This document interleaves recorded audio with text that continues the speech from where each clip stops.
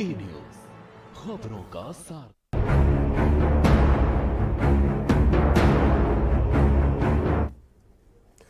नमस्कार, आप देख रहे हैं राष्ट्रहित। मैं हूं शिवम। 100 में 70 आदमी फिलहाल जब नाशाद हैं, दिल पर रखकर हाथ कहिए देश के आजाद है। अदम गोंडवी साहब का यह शेर है। वो रात शायद ही भूले, उस रात का हर सेकंड मानो ऐसा जो सदियों तक याद रहेगा। जहन में कैद हो गया था उस रात का हर सेकंड। वो रात ऐसी थी मानो जिंदगी की पहली रात हो, जब मुल्क की आओ हवा में जनगण मन, वंदे मातरम, भारत माता की जय, इंकलाब जिंदाबाद। तब बहुतेरे भारतीयों ने बदन पर कपड़े नहीं पहने थे, पैरों में चप्पल नहीं पहनी थी, पेट और पीठ का फासला भी मानो खत्म सा हो गया था, मगर चेहरे पर चमक थी। 14-15 अगस्त 1947 की दरमियानी रात का हम जिक्र कर रहे हैं। तब वाइसरॉय लॉज, मौजूदा राष्ट्रपति भवन में, देश को संबोधित करते हुए पंडित जवाहरलाल नेहरू ने कहा था, भारत की सेवा का अर्थ है लाखों करोड़ों पीड़ितों की सेवा करना।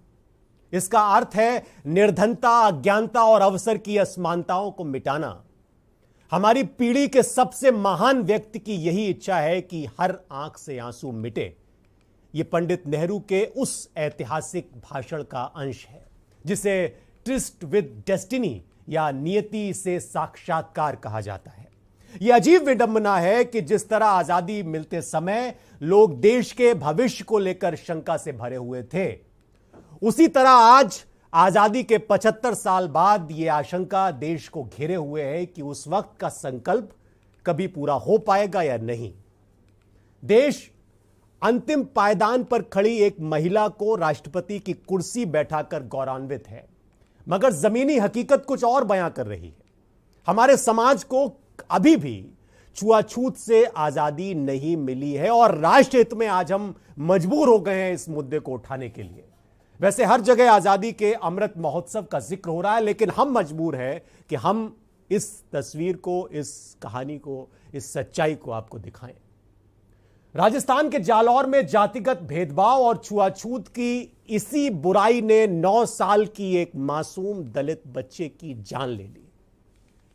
उस मासूम बच्चे का अपराध सिर्फ इतना था कि स्कूल के मटके को पानी पीने के लिए उसने छू दिया। उसे स्कूल टीचर ने इतना पीटा कि उसके कान की नस फट गई। शनिवार की शाम इलाज के दौरान उस बच्चे ने दम तोड़ दिया। हर महत्वपूर्ण पड़ाव हमें पीछे मुड़कर अब तक के सफर के मूल्यांकन के लिए विवश कर देता है। कल सुबह यानी 15 अगस्त की सुबह, जब देश अमृतकाल का जश्न मना रहा होगा, यह यक्ष प्रश्न हमारा पीछा नहीं छोड़ेगा कि क्या इसी दिन के लिए आजाद भारत का सपना देखा गया था? क्या इसीलिए बिरसा मुंडा, माता दीन भंगी, उधम सिंह, झलकारी बाई जैसे लोगों ने शहादत दी थी? आजादी के 75 सालों के बाद देश जिस मुकाम पर पहुंचा है, देश का आमजन और खासतौर से दलित बहुजन जिस तरह का दयनीय जीवन जी रहा है, क्या इसे हम उपलब्धि कहेंगे? यह सही है कि देश ने तकनीक तौर पर तरक्की की है, पर हमारी सारी उपलब्धियों पर पानी फेर देती है आए दिन होने वाली ये घटनाएं। राष्ट्रहित में हम इन घटनाओं का जिक्र भी करेंगे। सरकार की तरफ से लोकसभा में पेश आंकड़े दूध का दूध और पानी का पानी करते हैं। साल 2018 से लेकर 2020 के बीच देश में दलितों और आदिवासियों के खिलाफ अपराध बढ़ा है। हाल ही में केंद्रीय गृह राज्य मंत्री अजय कुमार मिश्र टेनी ने सांसदों को दिए लिखित जवाब में इस बात की तस्दीक भी की, और राष्ट्रीय अपराध रिकॉर्ड ब्यूरो के आंकड़े बताते हैं कि 2018 में अनुसूचित जाति के खिलाफ अपराध के 42,793 मामले दर्ज हुए थे। 2020 में यह आंकड़ा 50,000 के पार पहुंच गया और इसी अवधि में अनुसूचित जनजाति के खिलाफ अपराध के मामले 6,528 से बढ़कर 8,272 तक पहुंच गए। अनुसूचित जाति के खिलाफ अपराध के सबसे ज्यादा मामले उत्तर प्रदेश और बिहार में दर्ज किए गए। मैं सारी रिपोर्ट लेके आया हूं, यह भी मैं राष्ट्रहित में आपको दिखाऊंगा। जबकि आदिवासी उत्पीड़न के मामलों में मध्य प्रदेश और राजस्थान आगे। आदिवासी इस देश की जो राष्ट्रपति हैं वो भी हैं। दलित युवकों की डंडों से पिटाई, दलित लड़की के साथ रेप, दलितों के मंदिर में घुसने पर रोक, जातिगत उत्पीड़न और भेदभाव की खबरें लगातार आती हैं। मैं ये भी कोशिश करूंगा कि जो जालौर में हुआ उसकी कुछ तस्वीरें भी आपको दिखाई जाएं स्क्रीन पे। ये बच्ची है जो अब नहीं है। आपको याद होगा उत्तर प्रदेश में हाथरस में 19 साल की एक दलित युवती के साथ उस वक्त कथित गैंगरेप हुआ था और उसके बाद हत्या हुई थी। सुर्खी बहुत बनी थी वो खबर। और एक बार फिर से दलितों के उत्पीड़न पर सवाल उठने लगे हैं। कहा जा रहा है कि आजादी के 75 सालों बाद भी आज दलित समानता के लिए संघर्ष कर रहे हैं। हर साल कई ऐसी घटनाएं होती हैं जो दलितों के खिलाफ हिंसा की कहानी बयान करती हैं। भारत आजादी के 75 सालों का अमृत महोत्सव जिस तारीख को मना रहा है, जश्न का माहौल है, लोग हाथों में तिरंगा लिए हुए हैं, खुशी का इजहार कर रहे हैं। और इसी जश्न के बीच हमें राष्ट्र हित में जो बात करनी पड़ रही है वो पीड़ा भी देती है, परेशान भी करती है। कल से सोशल मीडिया पर राजस्थान के जालौर की यह खबर जो हम दिखा रहे हैं आपको, ये तैर रही है, मेन स्ट्रीम मीडिया से गायब है, क्योंकि वहां पर थोड़ा सा राष्ट्र प्रेम का माहौल है, होना भी चाहिए। हम भी राष्ट्र प्रेम से भरे हुए हैं और हम भी लगातार आपको दिखा रहे हैं राष्ट्र प्रेम से ओतप्रोत खबरें। लेकिन यह खबर भी है और इसका जिक्र करना जरूरी है, यह दिखाना जरूरी है। राजस्थान के डंगावास में भी दलितों के खिलाफ हिंसा हुई थी 2015 में। 2016 में रोहित वेमुला का मामला हुआ। तमिलनाडु में 17 साल की दलित लड़की का गैंगरेप हुआ, हत्या हुई 2016 में। तेज म्यूजिक के चलते सहारनपुर में हिंसा हुई 2017 में। भीमा कोरेगांव 2018 में हुआ और डॉक्टर पायल तड़वी की आत्महत्या 2019 में हुई। इन मामलों ने पूरे देश में बटोरी चर्चा का विषय बनाया यह मुद्दा। लेकिन सिलसिला नहीं रुका और इस बात की तस्दीक राष्ट्रीय अपराध ब्यूरो के आंकड़े करते हैं, हमने आपको बताया है। आज की राष्ट्रहित की इस डिबेट में हम मेहमानों को लाएंगे और हम यह समझने की कोशिश करेंगे कि आखिर ये कब तक चलता रहेगा और ये कब तक इस तरह से दलितों के खिलाफ उत्पीड़न होता रहेगा। क्योंकि ये आंकड़े तो खम नहीं रहे हैं, लगातार चल रहा है। और ये तस्वीरें जो आप देख रहे हैं, अगर इसकी दर्द को आप महसूस करने की कोशिश करेंगे तो आप समझ पाएंगे कि जब हम राष्ट्र प्रेम और राष्ट्रभक्ति से भरे हुए हैं तब इस तरह की घटनाएं हो रही हैं। और सिर्फ भारत में नहीं, विदेशों में भी इस तरह के मामले सामने आ रहे हैं। कैलिफोर्निया के डिपार्टमेंट ऑफ फेयर एम्प्लॉयमेंट और हाउसिंग ने सिस्को कंपनी में एक दलित कर्मचारी के साथ जातिगत भेदभाव करने के चलते 30 जून को, ये 2019 के आसपास की बात है, मुकदमा दर्ज किया था। इसके एक दिन बाद अमेरिका के अंबेडकर किंग स्टडी सर्किल यानी AKSC ने 60 भारतीयों के साथ हुए जातिगत असमानता के अनुभवों को छापा था, बाकायदा दिखाया था। भारत में दलितों की सुरक्षा के लिए ऐसा नहीं है कि कानून नहीं है। अनुसूचित जाति जनजाति अत्याचार निवारण अधिनियम 1989 मौजूद है। इसके तहत SC और ST वर्ग के सदस्यों के खिलाफ किए गए अपराधों का निपटारा किया जाता है। इसमें अपराधों के संबंध में मुकदमा चलाने और दंड देने से लेकर पीड़ितों को राहत और पुनर्वास देने का प्रावधान भी है। साथ ही ऐसे मामलों की तेजी से निपटारे के लिए विशेष अदालतों का गठन भी किया जाता है। लेकिन फिर भी इस तरह की घटनाएं रुकती नहीं है और हमें झकझोरती रहती है समय समय पर। अब जालौर की घटना अगर हम दिखाएं, जालौर की घटना के बारे में आपको बताने से पहले मैं एक चीज स्पष्ट कर देना चाहता हूं कि इस मामले में राजस्थान की सरकार कटघरे में है। राजस्थान में जो विपक्ष है वो लगातार सरकार को घेर रहा है और जो शिक्षक है जिसने ये सब किया उसके ऊपर भी एक्शन लिया जा चुका है। जालौर का ये मामला है जहां पर सायला थाना क्षेत्र के सुराड़ा गांव में, वो तस्वीरें भी आप दिखा दीजिए, एक दलित छात्रा ने स्कूल में पानी की मटकी क्या छू ली, टीचर ने उसे इतना पीटा कि उसकी मौत हो गई। करीब 24 दिन से इस बच्ची का इलाज चल रहा था अहमदाबाद में। इससे पहले उदयपुर में भी इसका इलाज किया गया। राजस्थान जहां इसका पिता रहता है बच्ची का, 20 जुलाई का यह घटना है जहां पर तीसरी कक्षा में पढ़ने वाले उनके 9 साल के बेटे इंद्र मेघवाल ने यह पानी छुआ था। और इसके बाद टीचर छैल सिंह ने इसकी पिटाई करनी शुरू कर दी, चूंकि यह दलित था। इतना पीटा कि उसकी हालत गंभीर हो गई। पुलिस ने SC एक्ट में मामला दर्ज किया। उस मटकी से सिर्फ टीचर पानी पीते थे जिसको इसने छुआ था। बच्चे के पिता, जिनका नाम देवाराम है, उन्होंने बताया कि स्कूल में जातिवाद के नाम पर उनके बेटे की पिटाई की गई। 20 जुलाई को वो स्कूल गया था, यानी उनका बच्चा। सुबह करीब 10:30 बजे उसे प्यास लगी। उसने स्कूल में रखी हुई मटकी से पानी ले लिया।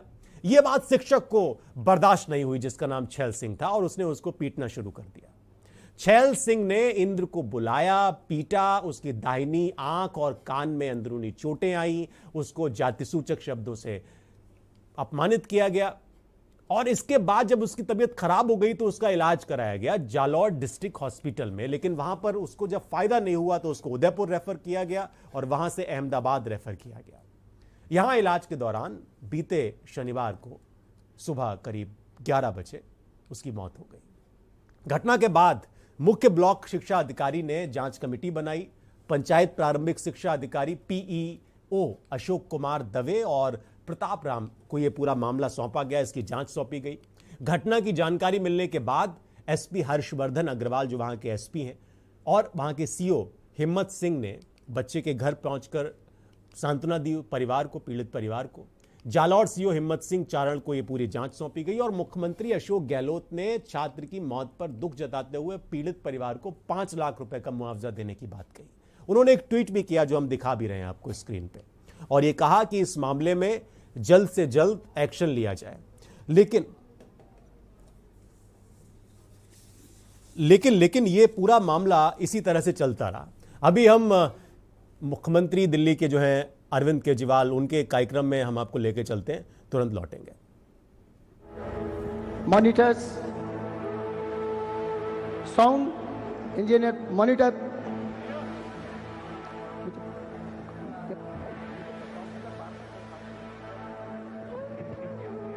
मैं आ रहा हूं।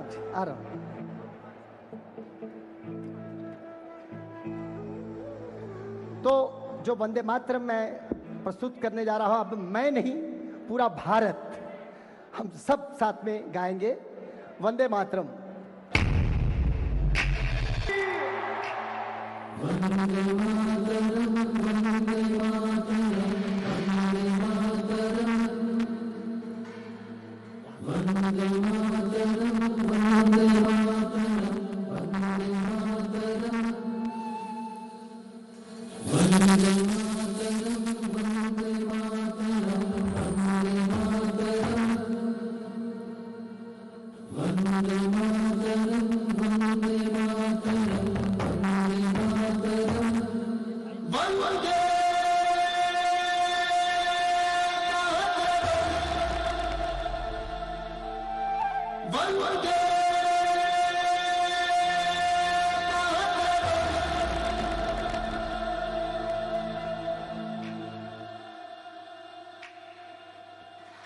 जज्बा भी है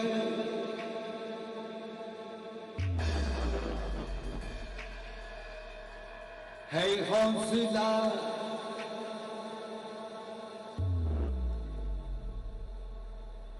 मेरे खून में हिंदोस्ता, मेरा पैरहन, मेरा बागबान, मेरा देश है, मेरा जानशी,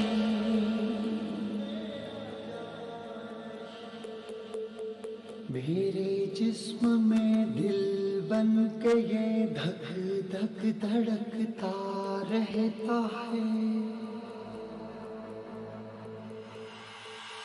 नमन करूं मैं भारत माँ को, नमन करूं मैं भारत माँ को, हर पल ये दोहराऊं।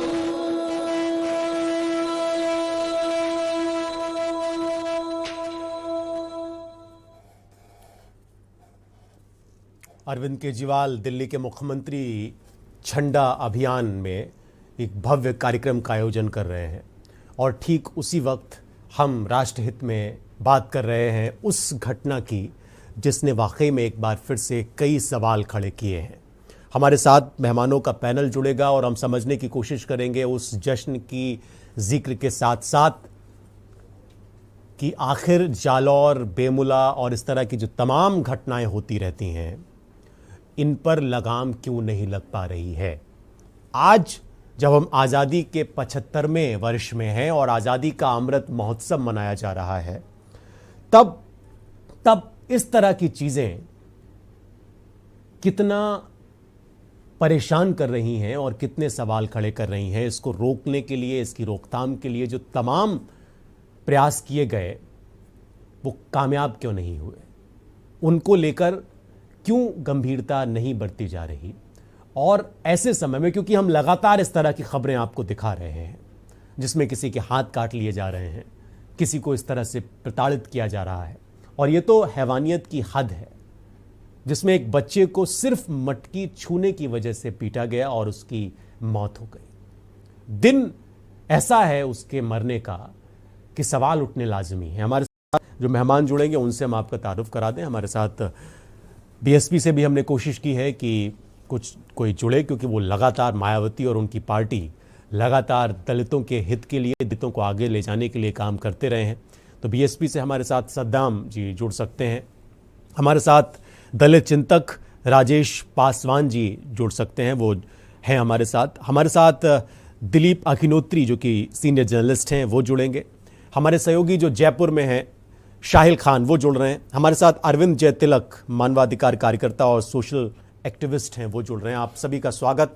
सबसे पहले राजेश जी, आपसे ही मेरा प्रश्न है, इस दिन 14 अगस्त को जब चारों तरफ देश प्रेम, राष्ट्र प्रेम हिलोरे मार रहा है और हम सब अपने आप को गौरवान्वित महसूस कर रहे हैं, तो मुझे मजबूरन राष्ट्रहित में ये डिबेट करनी पड़ रही है।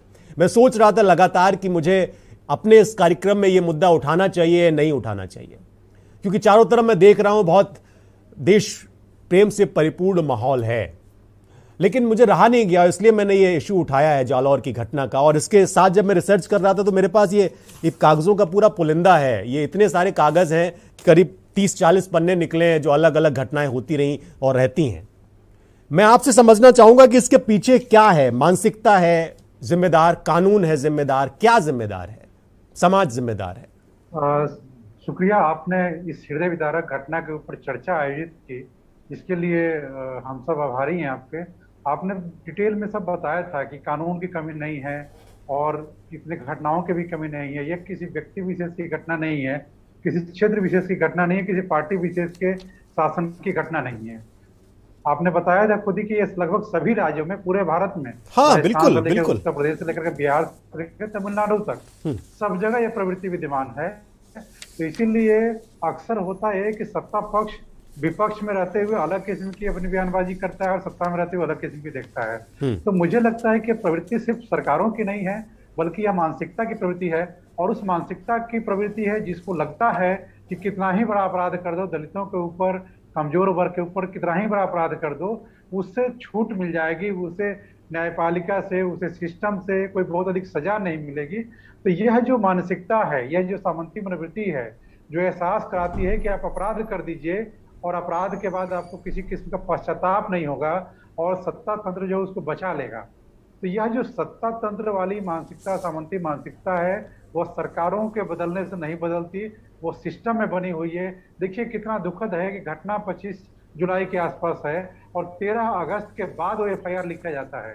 तो इस तरह के, इसका मतलब यह है कि अपराध करने वाले को पता है कि भाई पुलिस कुछ नहीं करेगी, न्यायपालिका में जाएगी तो वहां भी उसे न्याय नहीं मिल पाएगा।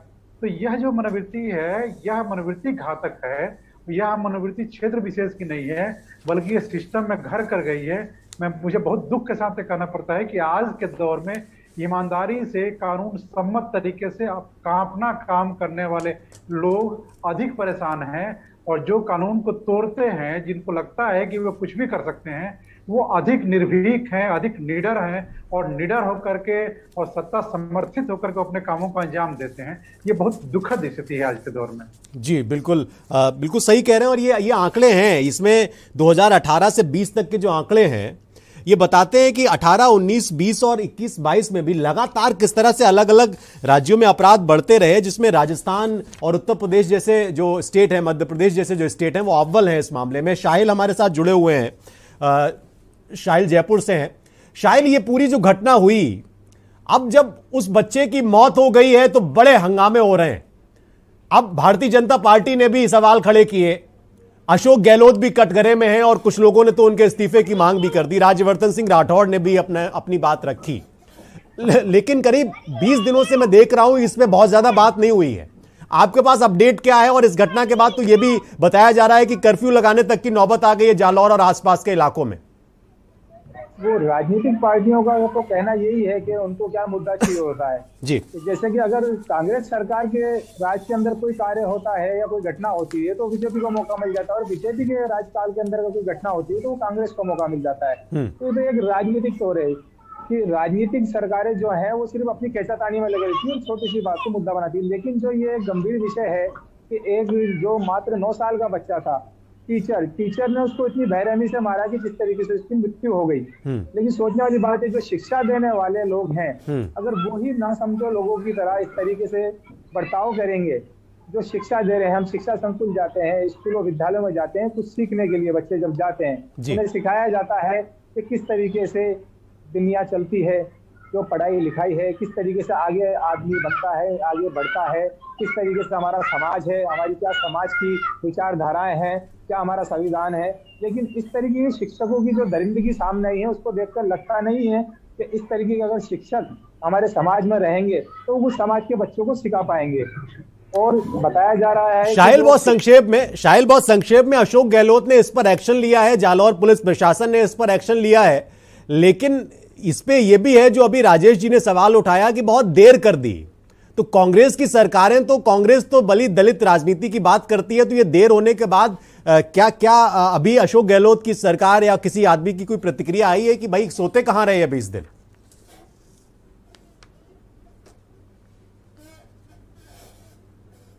कि इस तरीके से इतनी गंभीर चोटें होंगी, क्योंकि उसके बच्चे का जो है अंदर से कान का पर्दा फट गया था और दाहिनी आंख पे भी चोट आई थी। हाँ। इस मसले पर लगातार वो उसे देख रहे थे। पहले उसे जालौर में भर्ती कराया गया, जहाँ से उसे उदयपुर रेफर किया गया। हाँ। और उदयपुर से उसे हैदराबाद रेफर किया गया। अब वहां पर जब उसको 20 दिन के 24 दिन का जब इलाज चलने के बाद में बच्चे की मृत्यु हो गई, हाँ। उसके पश्चात में सरकारें एक्शन में आई है। पहले उन्हें भी यही लगा था कि एक नॉर्मल तरीके से बच्चे की पिटाई की गई है, लेकिन ये एक दयनीय बात है कि एक पानी पीने पर एक बच्चे को इस बेरहमी से मारा गया। और साथ ही लड़के के पिता का ये भी आरोप है कि मेरे बच्चे के साथ में भेदभाव तरीके से करके उसे जातीय गाली दी गई। और जो शेर सिंह नामक जो टीचर हैं, उन्होंने इंद्र मेघवाल को, जो कि तीसरी कक्षा में पढ़ता था, 9 साल का छात्र था, उसे इतनी बेरहमी से मारा कि उसके कान का पर्दा फट गया। लगातार चल रहे इलाज के मिलने के बावजूद भी उनकी जान नहीं बच पाई। अब सरकारों को यह है कि अशोक गहलोत ने भी उनके परिवार को 5 लाख रुपए की सहायता राशि। बिल्कुल, उससे क्या होता है, ये तो हर घटना के बाद होता है। हमारे साथ दिलीप जी हैं। दिलीप अग्निहोत्री जी, आपका स्वागत। आपने तो बड़ा लंबा अरसा इसमें देखा है इस तरह की पॉलिटिक्स को, और आज ये समय तो नहीं है इस तरह की चर्चा करने का, इतनी गमगीन बात करने का, लेकिन मेरी मजबूरी है इसलिए मैं कर रहा हूं। एक चीज मैं जानना चाह रहा हूं, मायावती जब इस तरह की घटनाएं होती हैं तब आ जाती हैं। हालांकि मायावती ने दलितों के मन में आगे जाने का एक भाव जरूर पैदा किया उनकी पॉलिटिक्स ने, उनकी तरह की पॉलिटिक्स में, लेकिन आज की तारीख में अगर हम देख रहे हैं कि सिलसिलेवार तरीके से इस तरह की घटनाएं हो रही हैं, और ये आंकड़े जो है अनुसूचित जाति के खिलाफ जो अपराध हैं उसमें बिहार, उत्तर प्रदेश, राजस्थान, मध्य प्रदेश ये टॉप पर हैं नंबरों में। मैं एक चीज आपसे समझना चाह रहा हूं कि जब अभी हमारे राष्ट्रपति दलित थे, अब आदिवासी जो हैं, आदिवासी समुदाय से आती हैं जो अभी की राष्ट्रपति हैं मुर्मू जी, फिर भी हमारी देश की मानसिकता क्यों नहीं बदल पा रही है? और इस तरह की चीजें जब आजादी के एक दिन पहले, 15 अगस्त के एक दिन पहले हम देखते हैं तो ये तो एकदम अंदर से खोखला कर देता है आदमी को। दिलीप जी, आप शायद म्यूट हैं। हेलो, आवाज आ रही? जी जी जी, बोलिए। हाँ, तो आपने बिल्कुल सही कहा कि बहुत ही दुखद घटना है, और ये आज के अवसर पे भी आपने अपने दायित्व का निर्वाह किया है कि इस चर्चा को लेके आए हैं। प्रत्येक संवेदनशील व्यक्ति को, प्रत्येक संवेदनशील समाज को इस पर चिंतन अवश्य करना चाहिए। लेकिन मैं मानता हूं कि ये ना कि अपराध करके और सब बच जाते हैं, ये एक संदेश गया है, तो ऐसा नहीं है। मानसिकता बहुत बदली है, लेकिन अब भी उसमें बहुत सुधार की आवश्यकता है। कुछ घटनाएं होती हैं वो बहुत निंदनीय है, जिनके परिवार को एक क्षति उठानी पड़ती है, उनके बारे में कहा जाता कि उनके तो पूरे जीवन पे इसका एक तरह का वेदना व्यथा से वो ग्रसित हो जाते हैं। उसका कोई उत्तर किसी के पास नहीं हो सकता है। लेकिन इसमें मैं मानता हूं कि जैसे अभी आपके रिपोर्टर भी कह रहे थे कि ये जो देर हुई, तो ये इंतजार करना कि उस बच्चा को ये भी दिन उस परिवार को देखना पड़े, ऐसा नहीं है। तो अगर शिक्षक ने मारा और कान का पर्दा फटा, उसको अस्पताल ले जाने की जरूरत पड़ी जुलाई में ही, तो उसी समय सरकार को बहुत तगड़े में एक्शन में आना चाहिए था। और आपके रिपोर्टर ने बिल्कुल सही कहा कि ये एक शिक्षक काम ऐसा कर रहा है जिसका एक दायित्व है कि एक पीढ़ी को तैयार करता है, तो शिक्षक ने ऐसा किया, तो इसलिए तो और भी बहुत इसके और ये शुरू में इस पे एक्शन लेना चाहिए। मुझे बड़ा इस बात का कष्ट है कि वहां की सरकार किस और प्रशासन किस बात का इंतजार कर रहा था। जब बच्चे को अस्पताल में भर्ती किया गया तो वो इलाज अपना करना चाहिए। जो आज 5 लाख की सहायता दी गई, मैं समझता हूँ उसको इलाज में पूरी उसमें सरकार की तरफ से सुविधा दी जानी चाहिए थी। अच्छे से अच्छे अस्पताल में उस बच्चे का इलाज होना चाहिए था और जो दोषी शिक्षक है उसके खिलाफ कठोर कार्रवाई होनी चाहिए। लेकिन ये लोग जो कह रहे हैं कि ये एक भाव हो गया है कि आप अपराध करोगे तो बच जाओगे, ये सीधे सीधे मैं समझता हूँ संवैधानिक व्यवस्था पे सवाल उठाने जैसा है। ऐसा नहीं है। समाज में बहुत कुछ जो अच्छा भी है, बहुत खराब भी जो बातें हैं, उनकी भर्त्सना सबको एक स्वर में करनी चाहिए थी। और दलित समाज को भी एक समाज की मुख्य धारा में जो शामिल हो रहा है, ये कहना कि पहले जैसी सारी स्थितियां हैं वो नहीं, उसमें तमाम बदलाव भी आ रहा है। मैं फिर वो बात दोहराऊंगा कि इसमें बड़े सुधार की आवश्यकता है। एक समरसतापूर्ण समाज बनाने में दिलीप जी एक दर्शक हैं हमारे गुजरात से, चूंकि हमारे कार्यक्रम में राष्ट्रीय हित के इस कार्यक्रम में दर्शकों के लिए भी हम ओपन करते हैं फोन लाइंस। तो राम हैं हमारे साथ गुजरात से। राम, क्या आप सुन पा रहे हैं? हाँ, मैं सुन पा रहा हूँ जी। स्वागत है आपका के न्यूज पे राष्ट्रीय हित के इस कार्यक्रम में। बताइए आप क्या कहना चाहते हैं? ये जो भी जालौर की जो घटना हुई है, घटना कहीं न कहीं एक आजादी के पूर्व दिवस से ये आई। जिस तरीके से घटना दलित पे एक बच्चे पे जैसे हेडमास्टर ने पिटाई की, वो एक गलत घटना है और ये नहीं होना चाहिए। समृद्ध भारत की ये शुभ घटना नहीं है। लेकिन इसके पीछे कहीं न कहीं कानूनी रूप से बदलाव करने की जरूरत पड़ेगी, क्योंकि आप ये एक कोई घटना एक नई नहीं है। दलित हो या कोई सवर्ण, हाँ बिल्कुल, वहाँ पर घटना होती है। उस नजरिए से देखें, राजनीतिक दलों को इस महत्ता से राजनीतिक वोट बैंक से ऊपर उठ के उनको कानून में सुधार की तरफ देखना होगा, क्योंकि अगर आप कानून में सुधार नहीं करेंगे तो आप एक व्यक्ति को आप दंडित कर सकते हैं। बिल्कुल, समाज में जो बिल्कुल सही बात है राम। बहुत धन्यवाद कि आपने अपनी बात रखी हमारे इस प्लेटफॉर्म पे, राष्ट्रहित के प्लेटफॉर्म पे। अरविंद जयतिलक जी, मैं आपके पास आऊंगा, माफी चाहता हूं क्योंकि एक छोटे से ब्रेक के लिए मुझसे कहा जा रहा है। मैं एक ब्रेक से जैसे ही लौटूंगा आपके पास आऊंगा। एक छोटे से ब्रेक के लिए रुकते हैं।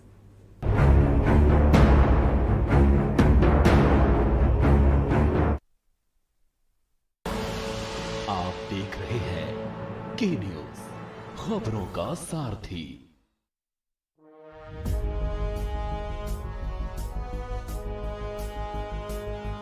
ये देवभूमि है रही झूम, ये देवभूमि है रही झूम। उठा शलाका, फहरा पताका, कर उठी उद्घोष, जयति तिरंगा, जय जयति तिरंगा, जयति तिरंगा, जय जयति तिरंगा। हा हो, हा हो, हा। आजादी का अमृत महोत्सव, अपने वतन की सदा विजय हो। हम भारत के एक ही सुर हैं, एक ही मकसद जोड़ के कांधे। उठा तिरंगा सबके घर में और घर घर में, लहरा दो तिरंगा, गगन गुंजा दो। जय तिरंगा, जय तिरंगा, जय तिरंगा, जय जय तिरंगा, जय जय तिरंगा। आज़ादी की 75वीं वर्षगांठ आज़ादी का अमृत महोत्सव पर हमारे यशस्वी प्रधानमंत्री श्री नरेंद्र मोदी जी की अनुपम पहल पर हर घर तिरंगा अभियान चलाया जा रहा है। इस उपलक्ष्य में आगामी 13 से 15 अगस्त को तिरंगा फहराकर राष्ट्र के प्रति अपने समर्पण और देशभक्ति का परिचय देकर भारतवर्ष की राष्ट्रीय एकता का संदेश पहुंचाएं। स्वतंत्रता दिवस के पावन अवसर पर आप सभी को हार्दिक शुभकामनाएं। देश की आजादी का अमृत महोत्सव मनाए, आइए हम सब बने हिस्सा हर घर तिरंगा अभियान का।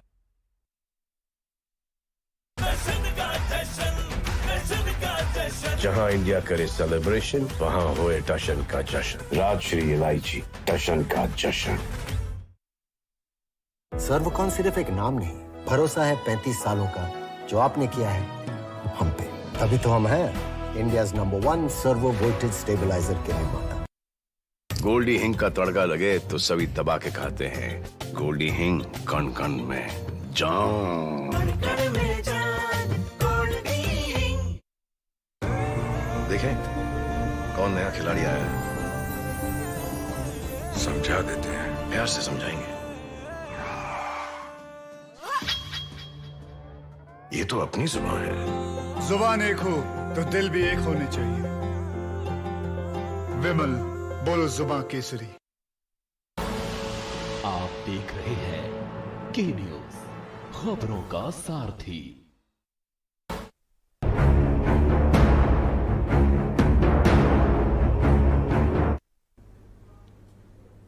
ब्रेक से हम लौट आए हैं। राष्ट्रहित में आज बात हो रही है दलितों के ऊपर हो रहे अत्याचार पर और आज़ादी की पूर्व संध्या पर जो चीज़ें हम बात कर रहे हैं उसके पीछे के बैकग्राउंड को समझने के हमारे साथ खास मेहमान जुड़े हुए हैं। मेहदी हसन साहब भी हमारे साथ, मुझे बताया जा रहा है, जुड़ गए हैं, कांग्रेस से हैं, प्रवक्ता हैं कांग्रेस के। और अरविंद जयतिलक जी, आपसे मेरा सवाल है। अगला सवाल ये है कि ये जो परिस्थिति बनी और इस परिस्थिति के बाद बहुत सारे सवाल खड़े हो रहे हैं इसको लेकर कि भाई हम जब आज़ादी की 75वीं वर्षगांठ मनाने के लिए तैयार हैं, तिरंगा यात्राएं निकल रही हैं, तब अगर हमें इस तरह की एक झकझोरने वाली घटना पर बात करनी पड़े, चिंता करनी पड़े, तो इसके पीछे दोषी कौन है? क्या अशोक गहलोत की वजह से यह घटना हुई क्योंकि उनका प्रशासन सही तरीके से काम नहीं कर रहा, या फिर समाज के भीतर इस तरह के लोग हैं और हर वर्ग में हैं, हर समाज का कोई भी वर्ग हो, जिनको आज भी वो चीजें परेशान करती हैं या वो चीजें उनको अच्छी नहीं लगती जो बदलाव हो रहा है? मानवाधिकार से जुड़े हैं चूंकि आप, तो आप ज्यादा बेहतर बता पाएंगे इस चीज को। जी, आप अनम्यूट कर लीजिए सर। जी शिवम जी, बिल्कुल आपने सही कहा। हम आजादी की 75वीं वर्षगांठ मना रहे हैं और आज 14 अगस्त को भारत विभाजन की विभीषिका दिवस भी मना रहे हैं। लेकिन यह जो जालौर की घटना है समाज के विभाजन की विभीषिका को रेखांकित करती है। देश जो है 75 साल की यात्रा तय कर चुका है। न जाने दलितों की सुरक्षा के लिए, बच्चों की सुरक्षा के लिए कितने कानून बने हैं, बावजूद इसके क्रियान्वयन के साथ भी इस तरह की जो घटनाएं सामने आ रही है वह न सिर्फ समाज को विचलित करती है बल्कि हमारी जो शिक्षा की जो नीति है, जो शिक्षा के मंदिर है, उनके जो बुनियादी तत्व हैं, उनको भी हिला देने वाली यह घटना है। देखिए 2018 में सुप्रीम कोर्ट ने केंद्र सरकार को ताकीद किया था कि आप स्कूली बच्चों की सुरक्षा के लिए गाइडलाइन तैयार करें जी। उसका क्या हुआ मुझे नहीं मालूम है।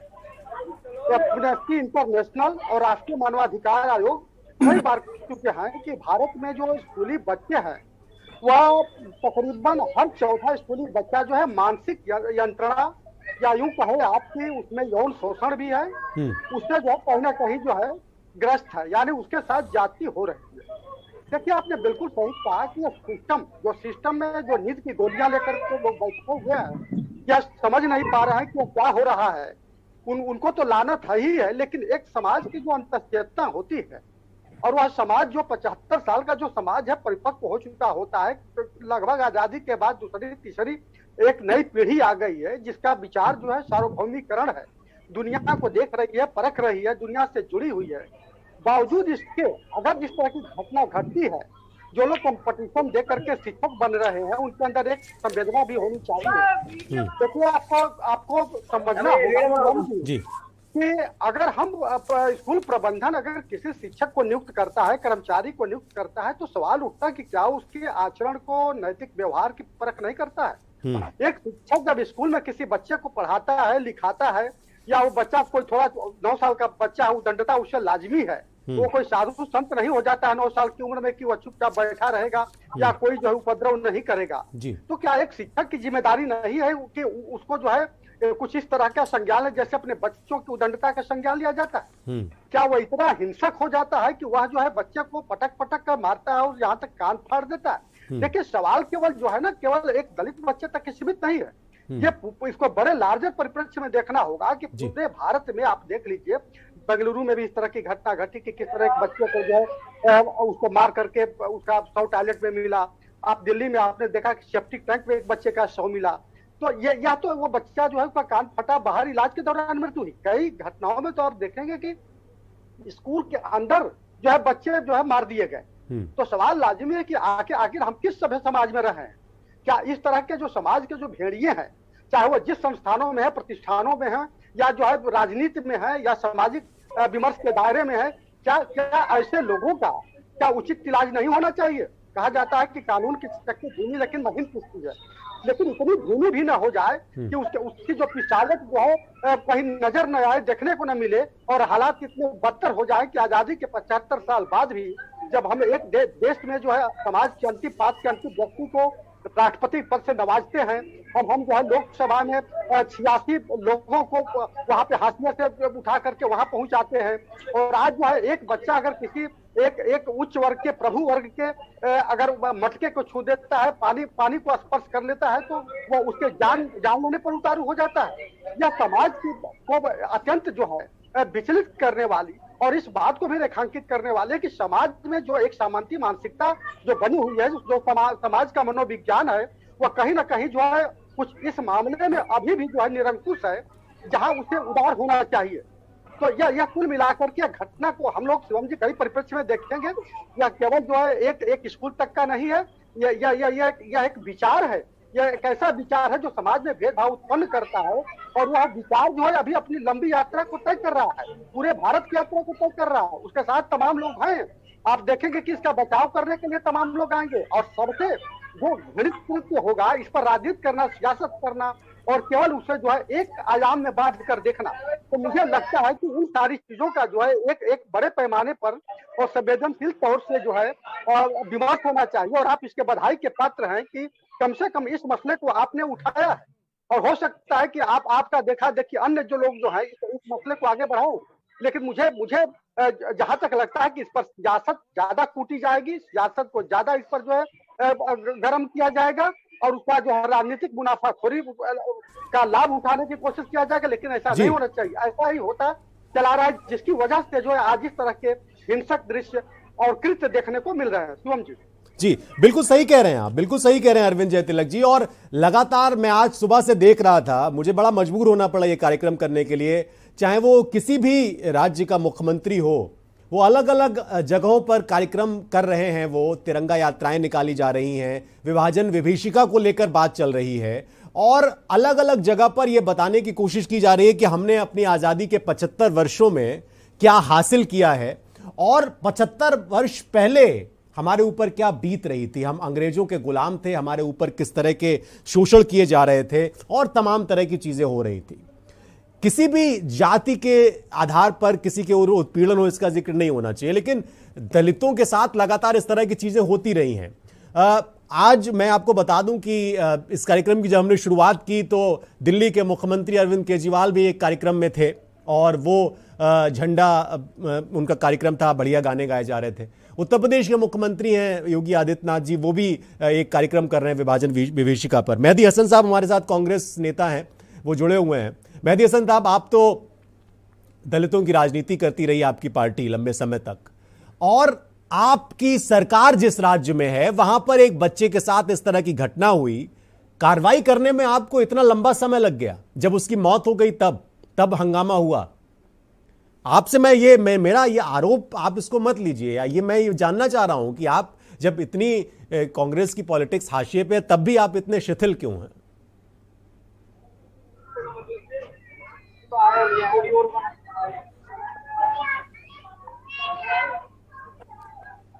मेहदी हसन जी, आप बोलिएगा, ये मौन यात्रा में योगी आदित्यनाथ जी हैं, उनको मैं चाहूंगा कि स्क्रीन पर दिखा दिया जाए, क्योंकि वो बोलेंगे नहीं आज के दिन। मौन यात्रा है विभाजन विभीषिका पे, काट लीजिए उसको।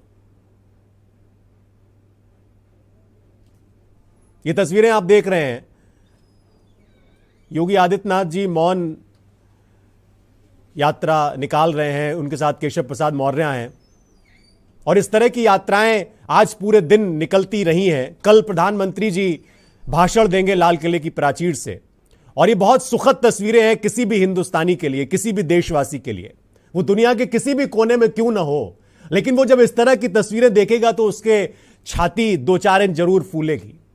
विभाजन विभीषिका स्मृति दिवस 14 अगस्त तिरंगा मार्च कार्यक्रम सीएम योगी साहब निकाल रहे हैं, और यह कार्यक्रम हाथों में तिरंगा, विभाजन विभीषिका को याद करना, यह बहुत महत्वपूर्ण हो जाता है, क्योंकि हमें अपनी आजादी के हर पहलू को याद करना चाहिए, हर उस दिन जब कोई महत्वपूर्ण पड़ाव हमारे पूर्वजों ने हासिल किया हो। और 15 अगस्त बहुत महत्वपूर्ण दिन था। आज राष्ट्रहित में हम जो बात कर रहे हैं उसमें ही यह तस्वीर भी है, और यह तस्वीर बहुत अच्छी लगती है अगर आज मैं सिर्फ राष्ट्रहित पे जो मैं जिस बात का मैं जिक्र कर रहा हूं वो ना कर रहा होता। मैं ना चाहते हुए भी आपसे ये कहना चाहता हूं कि ये तस्वीरें पूरे दिन हमको बहुत गौरवान्वित करती रहीं और करती रहेंगी हमेशा, जब तक हमारे शरीर में प्राण है। लेकिन हमें उस दर्द से भी छुटकारा दिलाना चाहिए लोगों को जो अलग अलग कम्युनिटीज में लोग सह रहे हैं।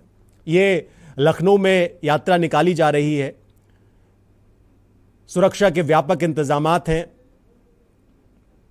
और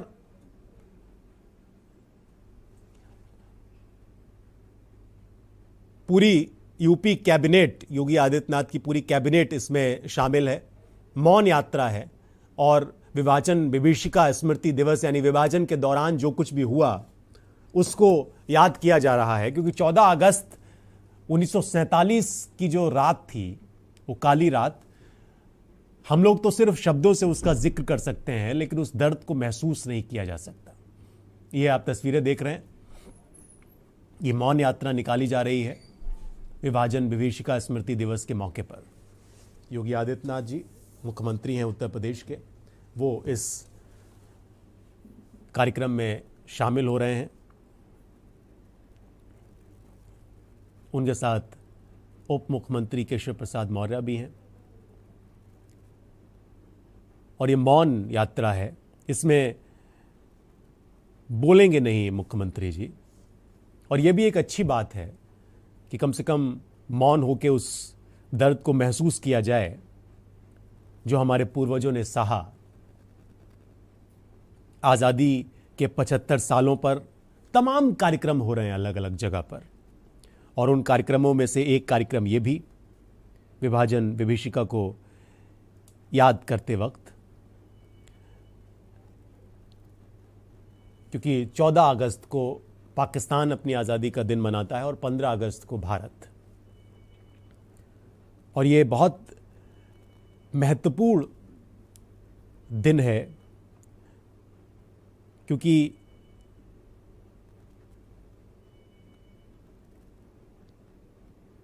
इस दिन आज़ादी मिलने से यानी एक दिन पहले लोग हिंदुस्तान छोड़कर पाकिस्तान जा रहे थे और पाकिस्तान छोड़कर हिंदुस्तान आ रहे थे। आप देख रहे हैं तस्वीरें, ये सीधी तस्वीरें हैं लखनऊ से। योगी आदित्यनाथ सीएम उत्तर प्रदेश, उनके साथ में केशव प्रसाद मौर्य, ब्रजेश पाठक, स्वतंत्र देव सिंह, उन्होंने फीता काटा और इस तिरंगा मार्च कार्यक्रम में वो शामिल हुए, और एक प्रदर्शनी लगाई गई है, उस माहौल को दिखाने की कोशिश की गई है। वो देख रहे हैं मुख्यमंत्री, उस दौर की जो पुरानी आर्काइव की तस्वीरें हैं उसको प्रदर्शित किया गया है, उसके नीचे उससे जुड़ी हुई डिटेल भी लिखी गई है। सीधी तस्वीरें हैं, विभाजन विभीषिका से जुड़ी हुई, और जो भी चीज़ें उस वक्त हो रही थीं उसको बड़ी बारीकी से इसमें डिस्प्ले किया गया है।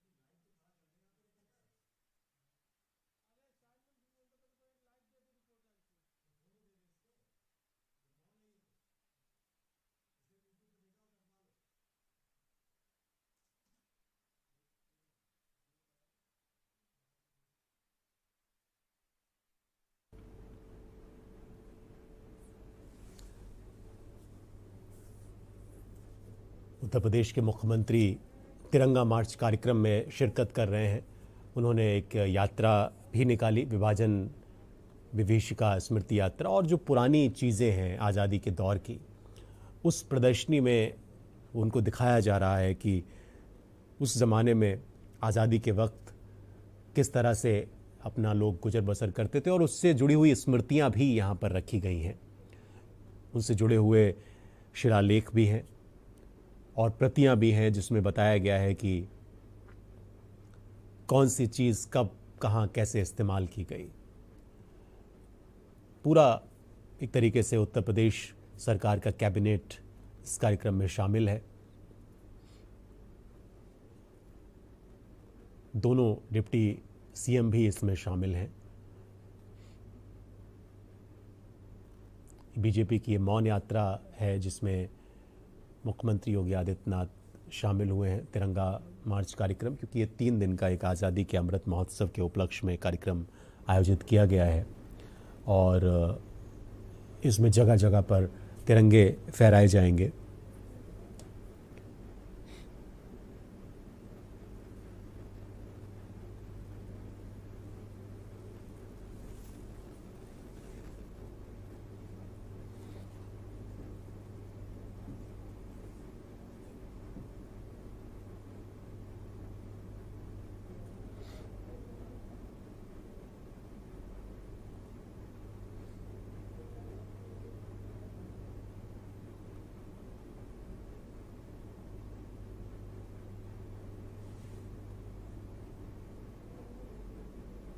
ये महात्मा गांधी की तस्वीर, जहाँ पर मुख्यमंत्री योगी आदित्यनाथ ने पुष्प अर्पित किए।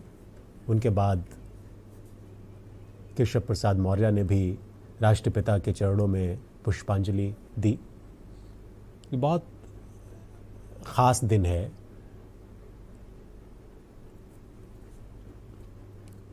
राष्ट्रपिता की बेहद ख़ास भूमिका भी है आज़ादी दिलाने में। हमारे साथ बीजेपी प्रवक्ता राकेश त्रिपाठी जुड़ गए हैं। राकेश जी, आपका स्वागत है के न्यूज़ में। आज बड़ा ख़ास दिन है, अहम दिन है और तिरंगा मार्च कार्यक्रम बीजेपी आयोजित कर रही है। विभाजन विभीषिका स्मृति दिवस कार्यक्रम भी चल रहा है। किस तरह की तैयारियां हैं? बड़ा इस बार अलग सा माहौल है।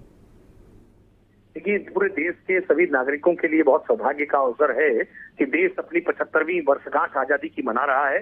आज पूरी दुनिया बड़ी कौतूहल भरी दृष्टि से, उत्सुकता से भारत की तरफ देख रही है कि भारत में आज अपनी आजादी की 75वीं वर्षगांठ को मना रहा है। लेकिन जब हम आजादी की 75वीं वर्षगांठ मना रहे हैं, हर घर पर तिरंगा लहरा रहे हैं, तिरंगे की यात्राएं निकाल रहे हैं, तो ऐसे में हमें 14 अगस्त 1947 की वो स्मृतियों को भी ध्यान में रखना होगा, जिस पर अटल बिहारी वाजपेयी जी, जो देश के पूर्व प्रधानमंत्री रहे, उनके कवि हृदय ने जो लिखा था कि जो पाया उसको उसमें खो न जाए, जो खोया उसको याद करें।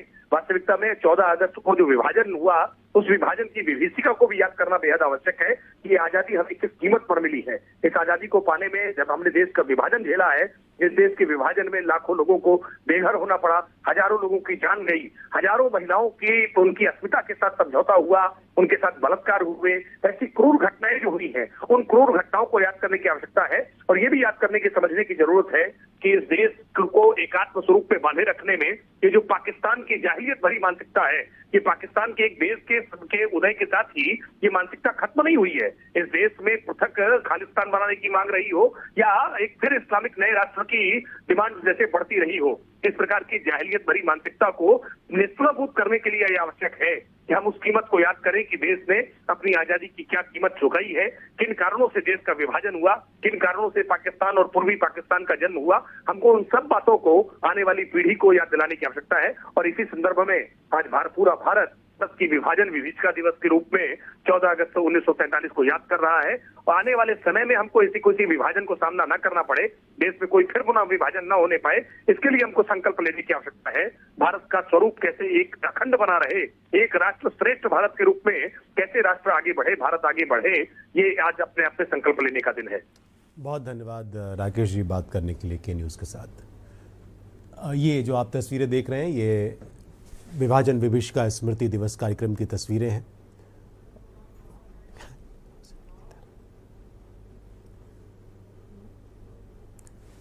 अब दोबारा से राष्ट्रहित में हम लौट आए हैं। विभीषिका कार्यक्रम चल रहा था योगी आदित्यनाथ जी का, और हमारे साथ मेहमान अगर पैनल है तो आप उसको इंट्रोड्यूस करा दीजिए स्क्रीन पे।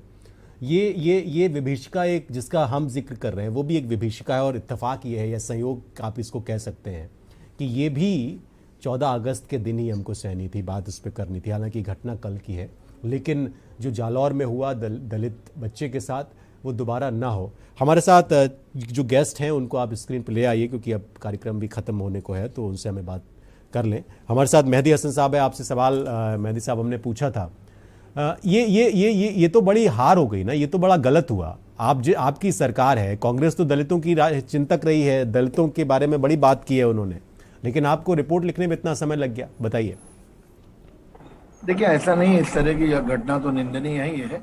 और सब ऐसा नहीं है खाली और राजस्थान में ही इस तरह की घटनाएं हुई। इससे पहले एक 12 साल का बच्चा मथुरा में, उत्तर प्रदेश में, टीचर के मारने से उसका देहांत हो गया था। उसके बाद कन्नौज में इसी साल जून में एक बच्चा 15 साल का बच्चा टीचर की ही मारने से उसकी भी हत्या हो गई, तो बेचारा बच्चा था। एक बच्चा 9 साल का सुंदर पुत्तू करके 2019 के अंदर इस तरह के उत्तर प्रदेश में ही टीचर की बेरहमी से जो पिटाई हुई तो उससे मर गया था बेचारा। एक 9 साल का बच्चा अहमदाबाद में भी इसी साल इस तरह की घटना का शिकार हुआ था। अफसोस करते हैं, और जो घटना हुई किसी के भी परिवार का बच्चा है तो आने, क्योंकि उसका भविष्य, उसका परिवार का भविष्य उस बच्चे के ऊपर टिका रहता है, तो निंदनीय है। लेकिन ऐसा नहीं है, कभी कभी चमन को सींचने में कुछ पत्तियां झड़ जाती हैं, तो जो जिस टीचर ने, उसका इंटेंशन ये नहीं रहा होगा कि मार दे। लेकिन अब तो ये भी है कि आप बच्चों को डांट सकते हैं, समझा सकते हैं। अगर नहीं बच्चा मानता तो उसके पेरेंट्स को बुला के उसको समझाइए। लेकिन जिस तरह का जो घटना घटित हुई है, जो निंदनीय है, और हम सब पूरा देश इस पर राजेश जी ये जो निंदा की प्रवृत्ति है, ये हमारे नेताओं में है कि वो घटना के बाद निंदा करते हैं, और अच्छी बात है, निंदा करनी चाहिए। मैं आपसे ये समझना चाहता हूँ कि आप दलित चिंतक हैं, और जो अभी परिस्थिति है, अभी हम एक जो तस्वीर देख रहे थे, विभाजन विभीषिका स्मृति दिवस, विभाजन की एक विभीषिका थी, उसका एक दर्द था, जिसका जिक्र मैंने राष्ट्रहित की शुरुआत में किया था, जो कार्यक्रम हमने शुरू किया। ये भी किसी विभीषिका से कम नहीं है, खासकर दलित समाज के लिए। और दलित समाज, ऐसा नहीं है, मैं एक रिपोर्ट पढ़ रहा था, उस रिपोर्ट में यह है कि छुआछूत कम हुआ है, और स्कूलों में इस तरह की जो पहले चीज़ें होती थी वो नहीं होती, लेकिन अभी भी ये हैं और इक्का दुक्का जो घटनाएं होती हैं ये चिंता पैदा करती हैं। हालांकि सिंबॉलिकली ही दलितों से, आदिवासी समुदाय से लोगों को देश के सर्वोच्च पदों पर जाने का मौका मिल रहा है, लेकिन उस दौरान इस तरह की जब तस्वीरें आती हैं और आज जब उनका संबोधन होगा राष्ट्र के नाम, तब हम इसका जिक्र कर रहे होंगे। तो इसको आप किस तरह से देख रहे हैं और इसकी मूल क्या है, इसकी जड़ में क्या है? देखिए, आपने सही कहा और अरविंद जी ने बहुत सही कहा कि विभाजन की त्रासदी हम मना रहे हैं, और उन्होंने बहुत सही पॉइंट आउट किया कि जो समाज का विभाजन है वह कम नहीं हुआ है, कम हुआ है, खत्म नहीं हुआ है। और 75 साल में जिसे खत्म हो जाना चाहिए था वो कम हो रहा है। इक्का दुक्का घटनाएं जो है उसको और तार तार करती हैं। लोग भले ही आज़ादी का अमृत महोत्सव मनाएं, लेकिन जो भी सेंसिटिव लोग हैं, आप सुबह से देख लीजिए फेसबुक पे लोग अमृत महोत्सव मना रहे हैं, किस तरह से काला दिवस मनाए, कितनी हृदय विदारक घटना है। दूसरी बात, जैसे आपके रिपोर्टर ने कही थी, जिक्र में कहा था, ये घटना अपराध के ऊपर कोई सजा नहीं है। अपराध क्या है? पानी पीना। अपराध क्या है? यदि कोई घोड़ी पे चढ़ता है तो वो अपराध हो जाता है, यदि कोई पानी पी लेता है तो वो अपराध हो जाता है। यदि दलित समाज एक न्यूनतम मानवीय अधिकार की भी मांग करता है तो उसकी अवहेलना करना लोगों के, कुछ लोगों के स्वभाव में आ जाता है। जी, जी। तो यह जो प्रवृत्ति सिर्फ राज्य सरकारों की और किसी पार्टी की सरकार की नहीं है। आपने सही कहा, जब पार्टियों के बयान आते हैं तो दूसरे राज्यों की सरकारों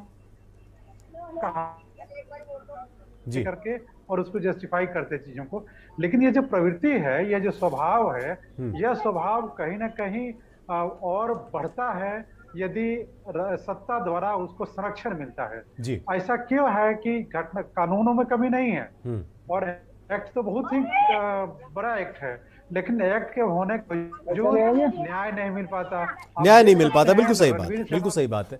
अब हमें ये कार्यक्रम खत्म करना, समय थोड़ा कम मिला क्योंकि बीच में एक दो बार हमें दूसरी खबरें भी दिखानी पड़ी।